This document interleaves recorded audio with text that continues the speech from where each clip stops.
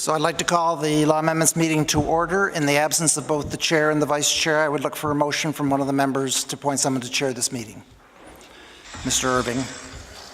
Thank you, Mr. Chair. I move that we ask Minister Elena Diab to chair this meeting this morning. All those in favor of the motion? Aye. Opposed? Motion's carried. Ms. Diab. Good morning. Bonjour. So just a reminder that photographs and taping is only permitted by members of the press gallery. Beyond that, we will proceed. We've got two bills this morning. The first is Bill 133, Human Organ and Tissue Donation Act, and I will call the first and only presenter on this bill, and the names that I have here is Cynthia Eisner, Janet Gallant, and Dr. Stephen Bede, to please come forward. I will keep time, as I'm sure you've all been told, so, and we'll let you know, and we'll let the questionnaires know as well. So when you're ready, please confirm your names and where you're from, and proceed. Stephen Bede, Medical Director of the Donation Program. Janet Gallant, I'm the Program Manager for Legacy of Life and Critical Care Organ Donation. Cynthia Eisner, Director of Critical Care Central Zone and Policy and Planning for Critical Care at Nova Scotia Health Authority. Good morning. We would like to thank the Law Amendments Committee for the opportunity today to come and speak about Bill 133, the Human Organ and Tissue Donation Act. We have been overwhelmed by the public response to this new bill. The support and the concerns have been equally acknowledged by our colleagues in the media. We want to take the time to dispel some of the myths and misconceptions that Nova Scotia may have about organ and tissue donation, as well as the bill itself. One of the most important points we want to make is this legislation is about life-saving organ and tissue donation for the purposes of transplantation. This law is not about donation of a person's body for anatomical research. It also states explicitly that this is not about donation of reproductive material for the purposes of reproductive medicine or science. We will specifically focus on the presumed consent or opt-out portion of the new act. What this means is that every Nova Scotian who dies is considered to be an organ and tissue donor unless they have registered to opt out. Our current system is known as an opt-in approach. We are essentially revising this premise and asking Nova Scotians to identify when they choose not to be a donor. Additionally, there will be a clear process that enables Nova Scotians to specify which organs or tissues they wish to opt out of for the purpose of donation and transplantation. In many opt-out jurisdictions, next of kin still have a conversation with the healthcare team. This is what the process is expected to look like in Nova Scotia. A conversation to affirm the patient's consent will occur with our healthcare team members, and information that a person has registered can be accessed and shared by the team with the family. This bill provides that all Nova Scotians are organ and tissue donors unless they opt out of this process. We want to impress upon the committee and the general public that we, the general public, are 6 times more likely to need a transplant than to become an organ donor. Furthermore, the opportunity for organ donation is rare, occurring in 2 to 5% of all end-of-life experiences. The current process enables all Nova Scotians to be clear about what organs and tissues they wish to donate. This opportunity will not change with the new legislation in Bill 133. Over the next 12 to 18 months, we will be working with government to finalize the processes that will exist to support this law. We want to build an explicit and obvious process that contains culturally sensitive and inclusive methods for choosing what organs or tissues a Nova Scotian wishes to donate. Likewise, for Nova Scotians who wish not to be donors, the process for opting out will be done with the same amount of consideration. Polling of the general public has consistently demonstrated that over 90% of Canadians have said they support organ and tissue donation. Indeed, in Nova Scotia, we have had a donor registration rate of over 50% in recent years. We know that when polled by Ipsos Reid, Canadians did identify that their registered consent would only be enacted in approximately 59% of these situations. This disparity is concerning and supports changing our opt-in to an opt-out registry. Furthermore, our intent to donate registries have not translated into actual donations. Canada and Nova Scotia have had some of the lowest rates of donations across the world. As an essential first step to system reform for organ and tissue donation, Bill 133 is not only giving hope to over 100 individuals in Nova Scotia waiting for a transplant, but it also gives hope to those individuals who want to ensure that their life's legacy is concluded with the gift of organ and tissue donation. We are pleased to see that the introduction of this bill has received the attention of Nova Scotians and the public, and that people are having clear and honest conversations about what their wishes are. Thank you. Dr. Bede, did you want to say? I think my colleagues have more than adequately represented the position of our program. I simply made myself available if there was medical questions, because I feel like I've talked about this plenty. Perfect. Well, thank you very much for all three of you. I'll keep a speaker list, and I will start with MLA McGuire, who has notified me he'd like to pose a question. Thank you for being here today and for being part of this very important piece of legislation. I had two questions that continuously come up for me. I think there's a little bit of misunderstanding from some people in the general public on what this means. One of the questions that came up that I've heard several times now is, how will this law impact people that don't have the mental capacity to make the choice, and also religious and cultural beliefs? So there's definitely situations. I think I'm supposed to. Yeah, you're supposed to.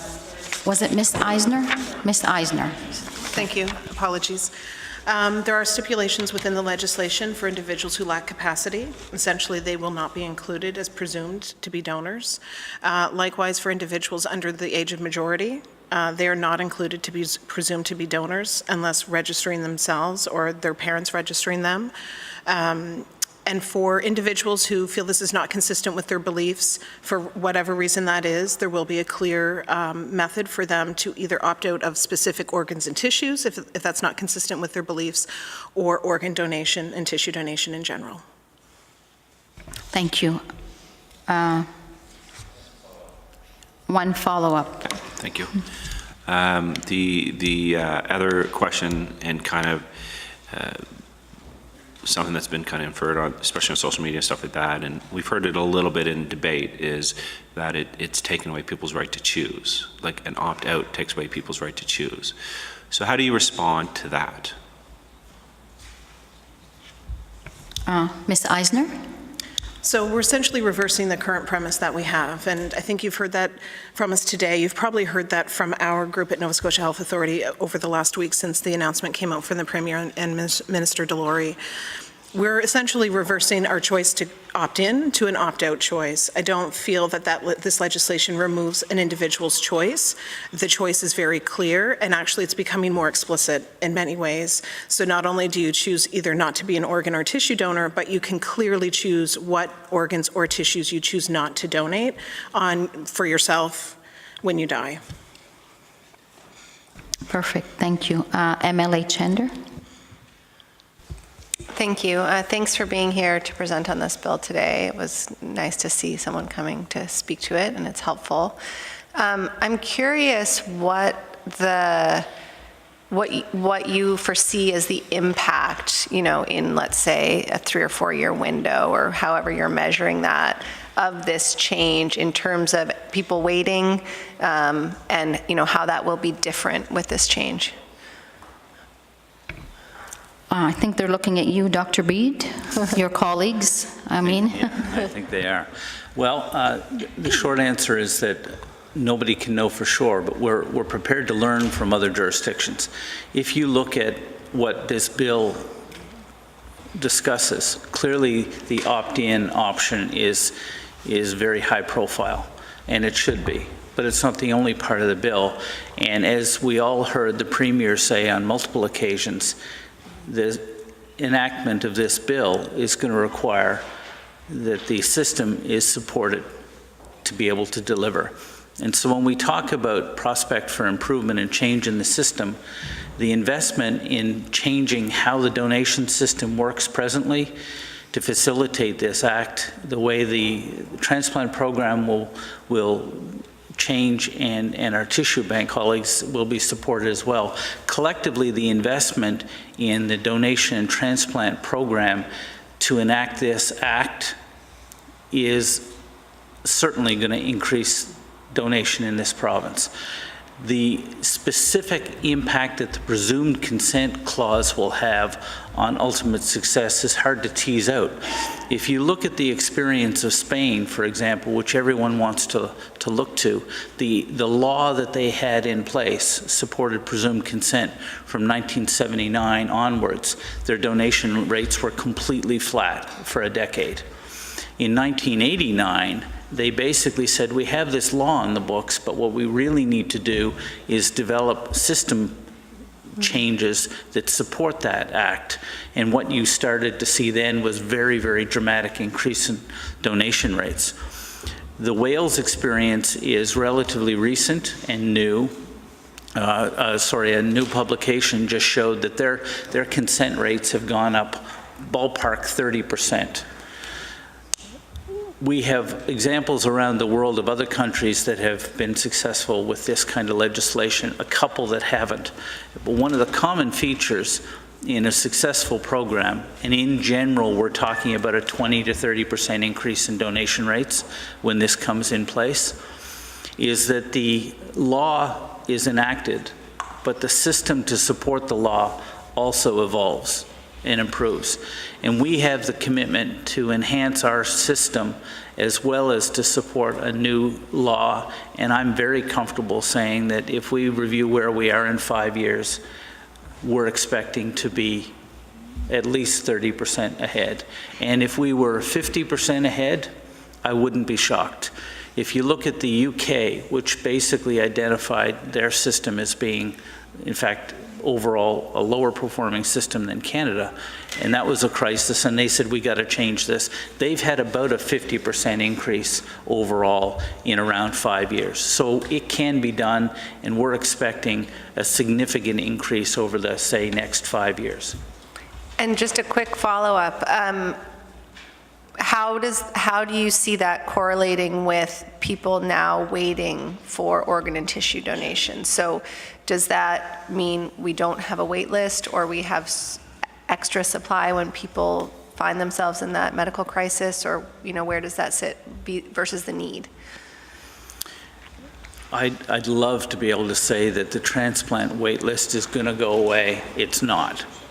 There's virtually no chance that the transplant wait list is going to go away, with a couple of explanations. One of them is that as medical science advances, as expectations of the public change, there are people who are being considered for transplantation as a medical option that some years ago would never have been put on the list. So there's more and more people going on to the wait list, so that even if our donation rates increase, the number of people who are in the queue, if you will probably go up, so a gap will exist. But will we collectively increase the number of patients in this province that are getting optimal care? I certainly expect that to happen. The other part of this whole sort of question is sort of the supply-demand part. So we know demand is likely to go up, and we're expecting supply to increase as well, but predicting whether we're going to specifically narrow that gap is hard to say. Thank you. So we only have 3 minutes, less than that left. So MLA Lohr. Thank you for the presentation, and I think it's very interesting statistic that you're 6 times more likely to need an organ than become a donor. That's very telling. My question is, we see the healthcare system now, I mean, the Valley Regional has a reported 3,000 elective surgery backlog. We have lack of anesthesiologists in Yarmouth Hospital just recently reported. So we see many stresses in our system, and this will create new opportunities for surgeries and new demands. Like, what new investments do you see as being needed needed to meet this demand, given the circumstances that we are having in healthcare now? I'm not sure who would answer that. But. Either one of you, would you like, are you nodding your head, Ms. Eisner? Go ahead. As part of our assessment, we have been looking at what the impact to the system will be, and I think we've just heard from Dr. Bede. You know, when we look at our best estimates for increases over the next 3 to 5 years, we do have somewhat of a predictive model based on what other jurisdictions have experienced. Certainly, we appreciate and know that as more public education and healthcare awareness comes through, there will be an increase in donations and then subsequently transplantations. The other thing that we know that we will help offset are some of those medical care treatments that individuals waiting for transplants actually need. So as more people do receive a transplant, that's less strain on the system. Certainly, part of our commitment is looking to analyze the impact at all local centers as this increases. And we're in the final stages of really trying to determine what that impact will look like at some of the areas that are having increased wait times and pressures. So can I just say, but it will definitely need more investment, increased investment in healthcare to achieve the higher transplant rates, correct? We're actually just in the final stages of examining that, yes. So we're less than a minute left. Ms. MLA Zan? Thank you. Just a quick question then. So you had said that 90% of Canadians believe in the organ and tissue donation, but only about what percentage was it that actually do give in Canada? Dr. Bede? In Nova Scotia, roughly 53 to 54% have indicated on their registry their intent to be donors. In other provinces in Ontario, that's in the high 20% range, maybe 30.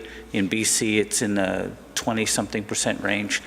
So there's a gap between what people clearly say when they're asked and what they've actually done in terms of registering. And which is why this would help, because it would get rid of that problem that they would already be a donor unless they opt out. It would contribute to the solution, yes. So one other just quick question then is, so people are presumed donors, do they only harvest the organs if there's a need for it at that moment, or do they save them for the future? I'm going to allow that because it's one that we were all wondering. Dr. Bede. We would procure organs from a potential organ donor if there was a medical suitability. So anybody that was deemed a potential donor would have to meet specific clinical criteria, and then, having been assessed as a potential donor, the organs that they might donate would be dependent on their particular history. For example, somebody could have horrendous lung disease, but their kidneys are perfectly fine. So they're not going to be a lung donor, but their kidneys could certainly be used or something like that. And given the demand in Canada right now, with the exception of some rare circumstances where it's a unique blood group or whatever, there would be a need for just about any organ that could be donated. We have been challenged by logistics more than anything else. Thank you.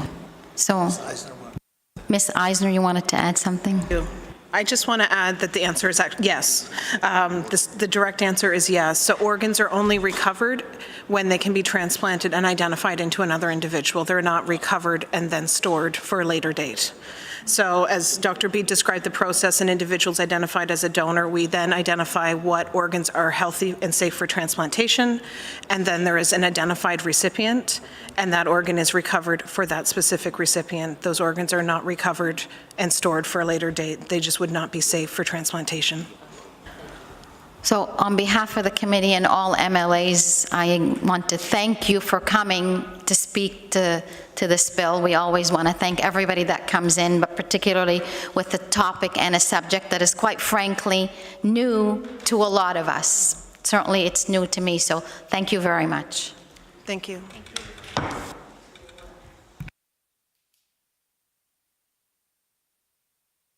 Mr. Irving, you have a motion. Thank you very much, Madam Chair. I'm actually very proud on behalf of this committee to put a motion forward that Bill number 133, the Human Organ and Tissue Donation Act, be referred back to the House without amendment. Do I need a second? Thank you very much. We have a motion on the floor. All in agreement, please indicate by saying aye. Contramanded? Thank you very much. Motion passed, I think unanimously. Thank you. We will now proceed with Bill 136, Financial Measures 2019 Act. And I am going to ask if Mr. Tim Blades is in the audience to please come forward.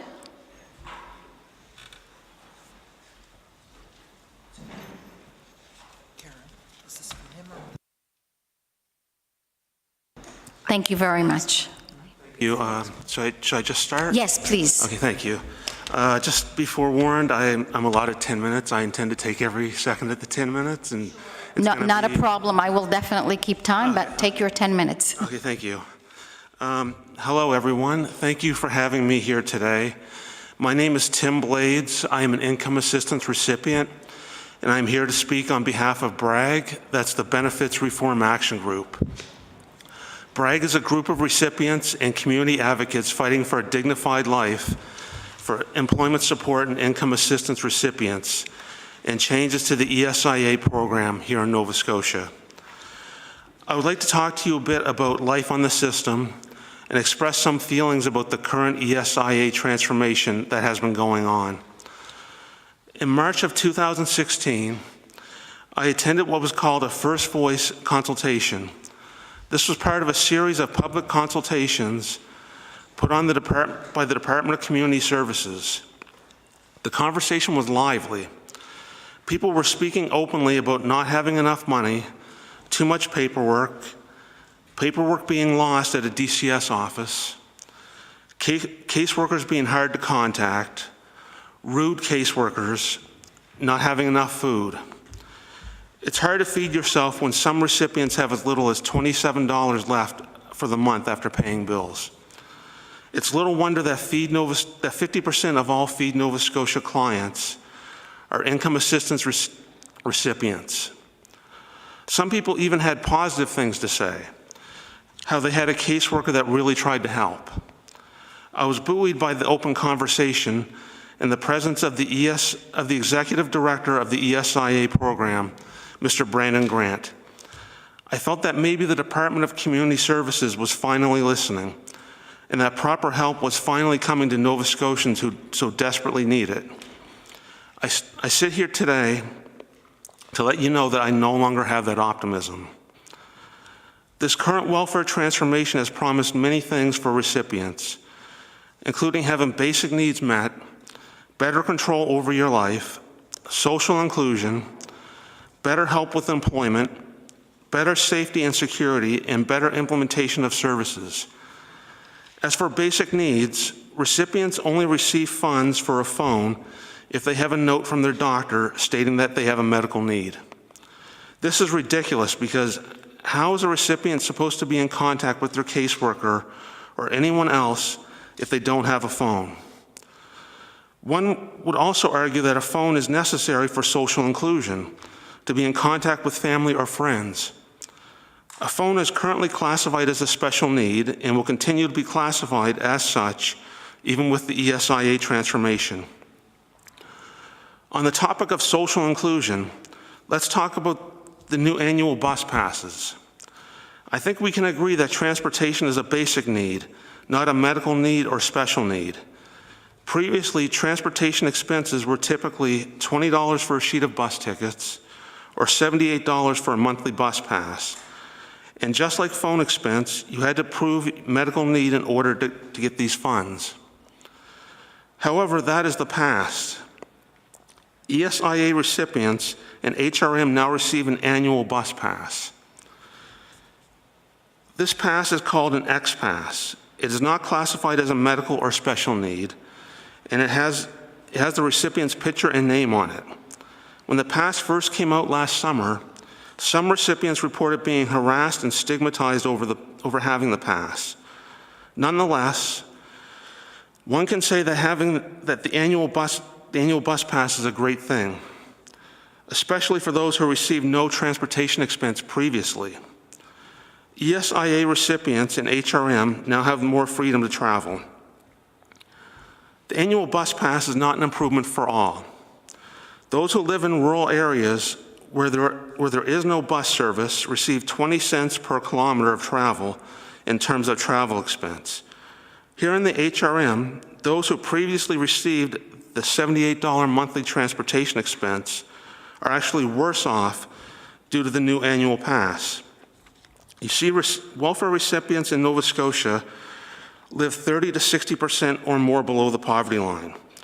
Shelter rates range from $223 for a single person who is a boarder to a maximum of $620 for a family of 3 or more. There's also the personal allowance of $275. I am a single person who boards. When I was receiving a $78 monthly transportation expense, I had the option of buying a sheet of bus tickets and using the remaining $58 on food or another expense. When the new annual passes came out, everyone on ESIA and HRM lost their transportation expenses. I am down $78. But what about the increases, you might say?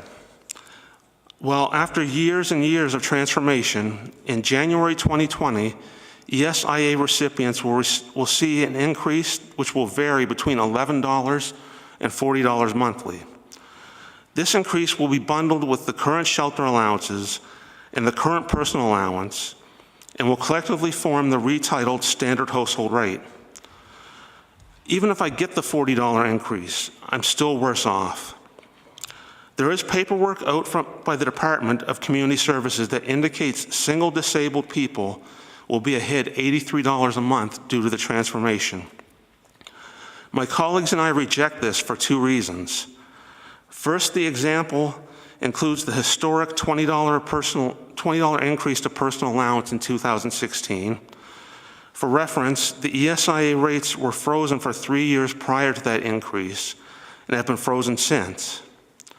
Secondly, the example includes the increases to the poverty reduction credit, which is received quarterly by single Nova Scotians who have an income of less than $12,000. It's unfair to include the poverty reduction increase, as someone living in such poverty would lack the ability to ration the quarterly payments over 3 months, as the example would indicate. As I've mentioned, I attended the First Voices consultation. We were given a handout, a roadmap to the new system. In the middle of that map, in big letters, are the words, "Your voice matters." But does my voice really matter? Are the people in power really listening? On the one hand, there's some evidence to indicate that they are. I mean, at one time not long ago, if an ESIA recipient were in receipt of child support, the government would take 100% of that money from the recipient. That policy ended in August 2018. Now recipients get to keep all of their child support. And I had a hand in ending that policy. I wrote about that policy. I gave a speech outside the legislature calling for an end to that policy. I went door to door with others with a petition in hand. Mr. Blades, 2 minutes, but with the acceptance of the members on the committee, I can give you up to 5 more if you will not ask, if that's okay with you and them. Okay. Oh, yes, please. Thank you. In 2006, and I went door to door with others with a petition in hand, listening to people's stories of the punitive, unjust system. In 2016, at the First Voices consultation I attended, over half the group, including myself, had issues with one particular caseworker. People complained that he was rude, wouldn't return calls, and made cuts to people's benefits without giving a written reason why. In 2018, going door to door with the child support petition, I learned that the same caseworker is still employed and still making cuts to benefits and not providing reasons for the cuts in writing, being rude to recipients despite being complained about. We also have we've also been promised that with this transformation, employees of the Department of Community Services would treat clients better. While many caseworkers are great and caring, many recipients are still waiting for that better treatment to kick in.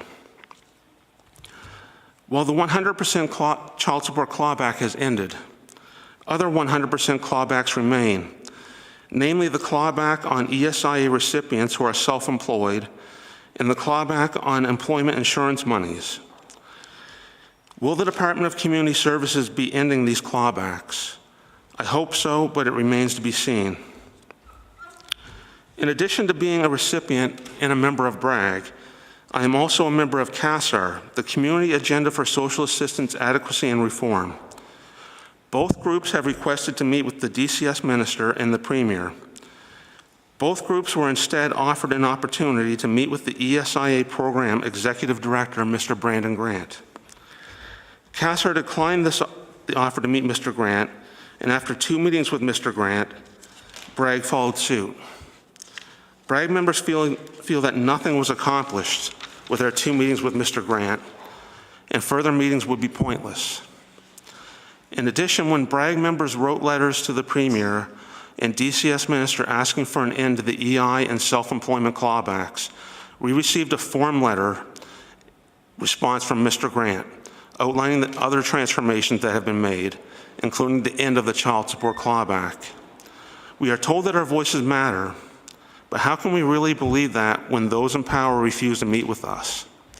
I ask this as a recipient, an advocate who is fighting for change, and a voter. Why are they not meeting with us? Thank you. Thank you very much for the presentation. Ms. Zan, well, we've got almost 3.5 minutes. So. Thank you. First of all, I'd just like to say thank you so much for your presentation, and your voice was heard today, and you did extremely well. I really enjoyed your presentation, and it really brings up a lot of very disturbing facts. Thank you very much. You're so welcome. So to begin with, what would you suggest would be a sum that would be a good sum that could look after your needs in entirety right now? Like you said, you're getting a certain amount and it's not enough. Yeah. But for somebody in your situation, for instance, how much would be enough to cover everything? And I would suggest maybe the bus passes should not be taken out of your the amount that you're trying to live on. Well, yes, with the announcement of the bus pass, I found that was left out of the conversation, that people were actually losing money. Again, not everyone had a transportation expense before, but those who did have a transportation expense lost that money.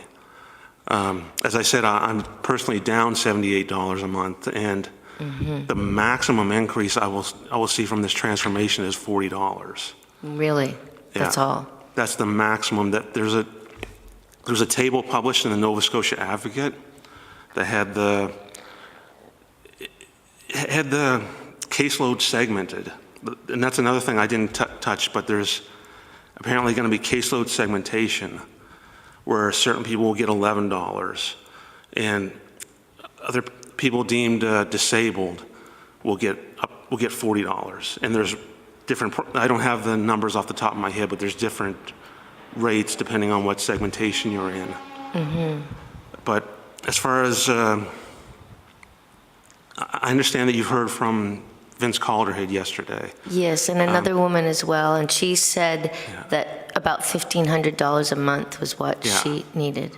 Yeah, it's very telling that a person could be 64 and living on income assistance here in Nova Scotia, and the province says $810 is enough for you to live off. That's the maximum that a single disabled person, not counting special needs if they have any, a single disabled person age 64 would get $810 maximum a month.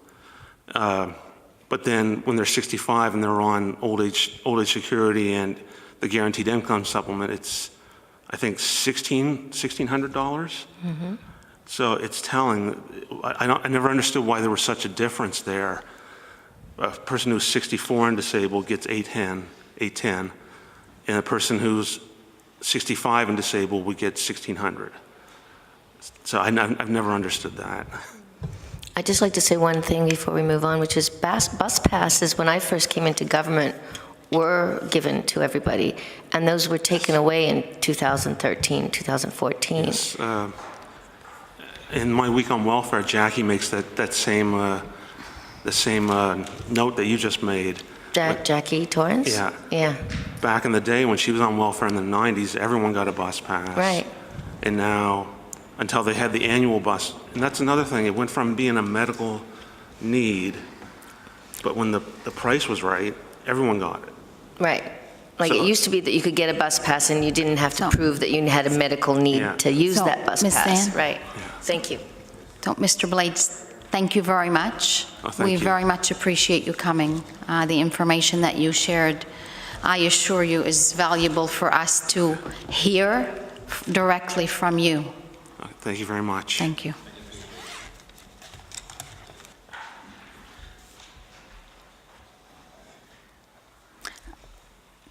Claire McNeil.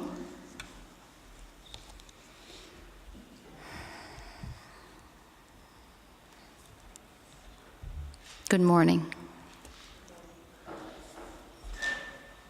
Yeah. Please proceed. So Thank you. I had prepared something. I don't know if it's made its way to you all. Okay.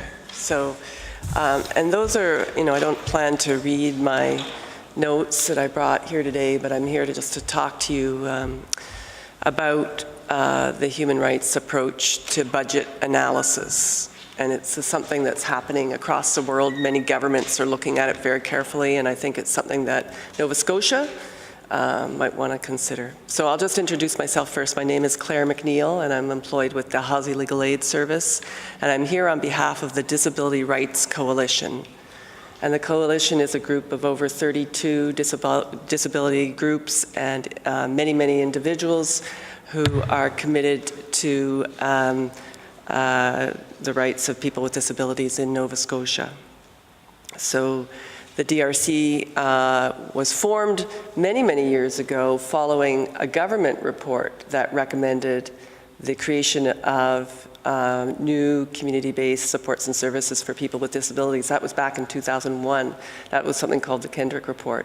But that report followed many, many government reports calling for deinstitutionalization, calling for more community-based supports and services for people with disabilities in this province. So it's not a new creation. It's been going on for decades, in fact. And the other side of this is that the group is important, felt that an advocacy group like this was important because the interests and voices and needs of people with disabilities are too easily disregarded by policymakers, by budget writers, by people in power. And so that's the other reason why this group came together. So the government's priorities and policies will be realized through this budget that you've been asked to approve. And so the point of us coming here before you, all of us who've been coming for the last several days to talk about this bill, the Financial Measures Act, is to talk to you about what are the implications of this budget. What does it in fact do? So we've all seen, the PowerPoints and the bulletins and the shorthand, but what does it actually do? And if we look at this budget, for people with disabilities who need community-based supports and services, that's their bridge to participate fully in life in the community. It's a basic thing. It's something that we all take for granted, that there's going to be a place for us in this community. But for people with disabilities who need supports and services, that requires government intervention, that requires budget, that requires money. So if we look at this budget, we ask ourselves, what does this do for the most powerless people in our society, people with disabilities who are also poor, who can't afford to provide for those supports and services themselves? We find that, in fact, it creates no new community-based options for those individuals. And so in the materials that I've given you some of the, what I call the facts, which is the background to this situation. You may say, well, that's not so bad, you know, this year, next year, whatever, can't do everything every year for everybody. We have to make choices, Budgets are tough things to come out with. We've got to make choices. Not everybody's going to be included. But this follows many, many decades of people with disabilities not being included. So this is a turning point for this legislature, because now we know that this is a human rights violation. This is a violation of people's equality rights. This is discriminatory. How do we know this? Because we have a decision from a board of inquiry 1 month ago that told us this. In the case of 3 individuals who were unnecessarily institutionalized in this province for many, many years, a board of inquiry has found that that is discrimination based on disability. You ask yourself, how would you feel if that's all that there was for you, if you were poor and you had no resources? We did away with the poorhouse. We did away with the poorhouse many decades ago because we recognized how discriminatory that was. But you know what? They still exist for people with disabilities in this province, and we call them institutions. We call them, we have names for them: regional rehabilitation centers, adult residential centers, residential care facilities. We have nice names for them, but they're the same. They're institutions. And the other side of this is that every single one of those individuals who are in those institutions, the Department of Community Services has assessed them and has found them not only eligible, but that they could benefit from life in the community. We know this. It's not because they're not capable, it's because we're not capable. And in particular, right now, with this budget, you have the opportunity to do something about that. Or you can participate in the continued, ongoing human rights violation against people with disabilities in this province. So that's kind of the stark choice. I think in approving a budget, you are participating in a human rights violation because it is only the budget that stands in the way. We know what needs to be done. The government has been involved in a transformation process, but even before that, decades of reports have told us what needs to be done. It's not rocket science. And, this government endorsed something called the roadmap. And the roadmap actually is just that. It tells you how to get from A to B, how to create these community-based supports and services for people with disabilities so they can get out of these institutions, so they can get out of their parents' basements, so they can have a proper life and participate. Let's look at the Human Rights Act. It says, an equal opportunity to enjoy a full and productive life. That's all they're asking for. It's pretty basic. It's not a knee replacement. It's a basic access to life in the community that all of us take for granted, and none of us would allow to be denied to any person that we're close to. So I'm just suggesting that if we look at the solution here, the solution is budgetary, because we know that that's what's standing in the way of the Department of Community Services providing the kind of supports and services that they have identified are necessary. They know what's necessary. They've identified that. It's in the roadmap. So what's the next step? The next step is the legislature to make good on that promise and to provide that. So we're calling for a multi-year funding commitment through the budget to implement the promises that you folks made, or the Premier made in 2013, and the government as well, to create those community-based options.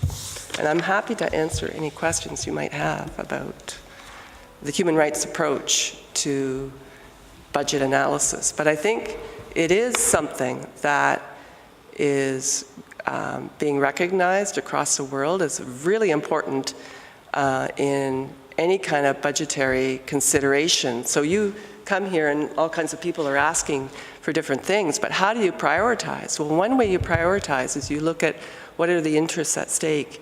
And here it's a human rights issue, and it's an issue of discrimination.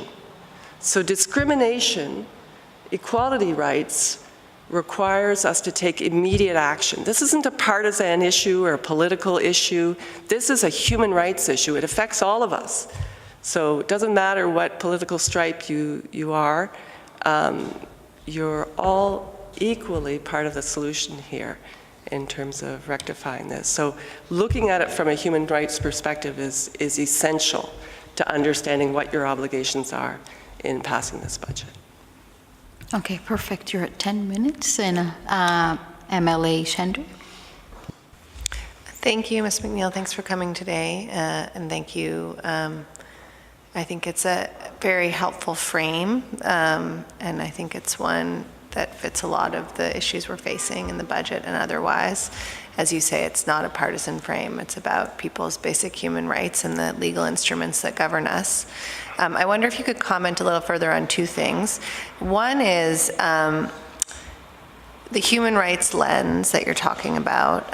We also hear about a gender lens being applied to legislation.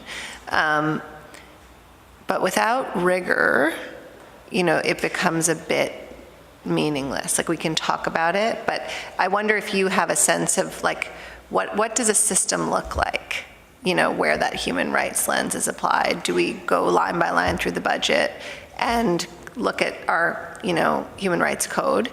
So that's one question. I mean, genuinely, I'm interested in how to operationalize this concept. And then I guess the second one is, you have said your ask is a multi-year funding commitment along the lines of the roadmap, but what would a meaningful first step look like in terms of that funding commitment? Ms. McNeil?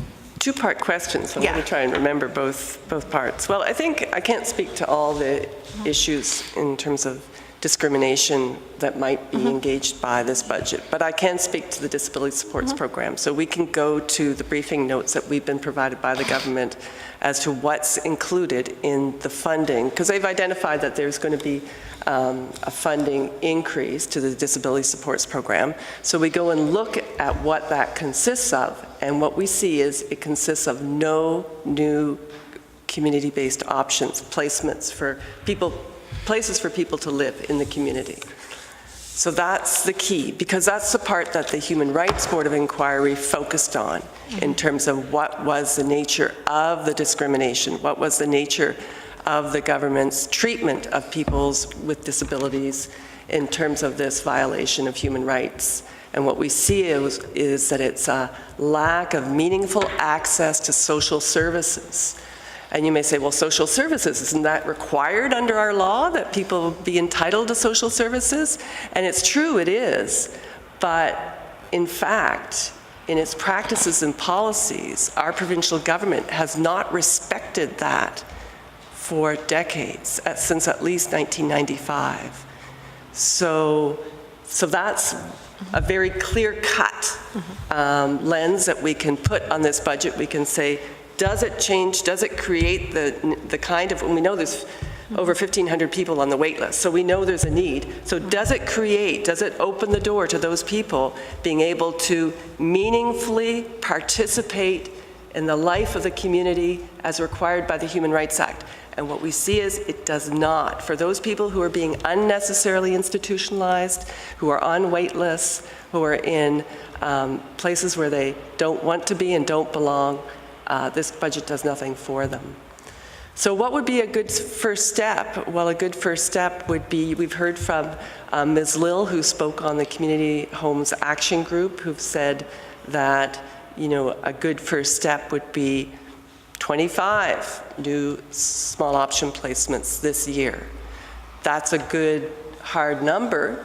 I hesitate because this government announced the creation of 8 new small options placements 3 years ago, and as of today, we've only seen 2 of those. So it's not so much a matter of making announcements, it's designating the funding.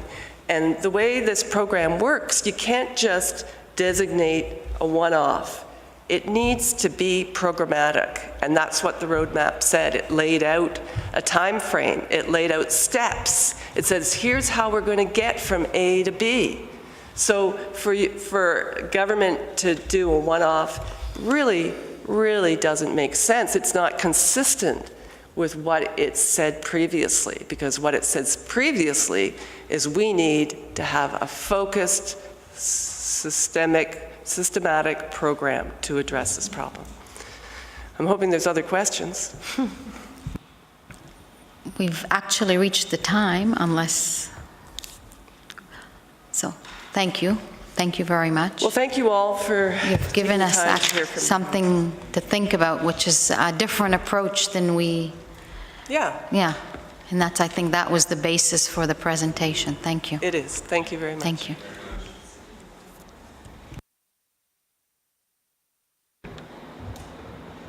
Mr. Irving? Thank you, Madam Chair. Madam Chair, I move that Bill number 136, the Financial Measures Act 2019, be referred back to the House without amendment. Thank you very much. We have a motion on the floor. Would all those that are in agreement please signify by saying aye? Contrary? Motion carried. Thank you very much. This adjourns today's session. Appreciate all your cooperation. I wish everything runs like this. Thank you very much.